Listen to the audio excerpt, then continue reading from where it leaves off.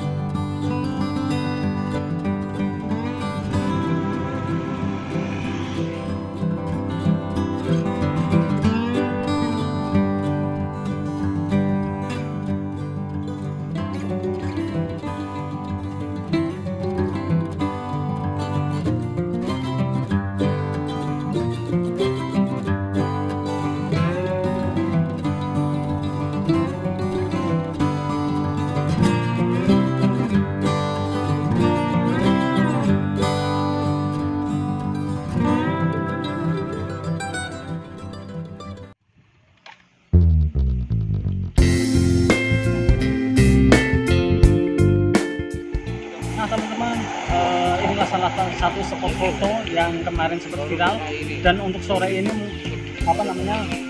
mulai berdatangan ke sini tidak lain dan tidak bukan ialah untuk bersuah foto di sini. Untuk kemarin teman-teman sempat ditutup karena masih dalam situasi kurang kondusif ya, alias new normal, menjelang new normal di sini. Jadi kemarin sempat viral dan massa menumpuk, bahkan sampah pun menumpuk di wilayah sekitar sini. Untuk sore ini teman-teman, karena tidak weekend ya tetap dibuka karena ini jalur utama menuju desa seberang. Jadi mungkin salah satu faktor menjadi viral di sini kemarin ialah dengan perbukitan di kanan kiri, gedung-gedung perbatuan kars yang kemarin dulu sempat dibikin pabrik semen di wilayah Sukolilo, Kabupaten Pati ini. Di sini kalau spot foto mungkin kanan kiri terlihat hijau, apalagi kalau habis hujan. Di sini pun kan kelihatan lebih syahdu ya. Untuk sore kali ini lebih teduh karena kita berada di celah-celah di tengah-tengah celah gunung yang ada di pegunungan Gunung Tombe. Terlihat di sana mulai orang-orang berdatangan, mulai ramai. Mungkin semakin sore dan semakin ramai.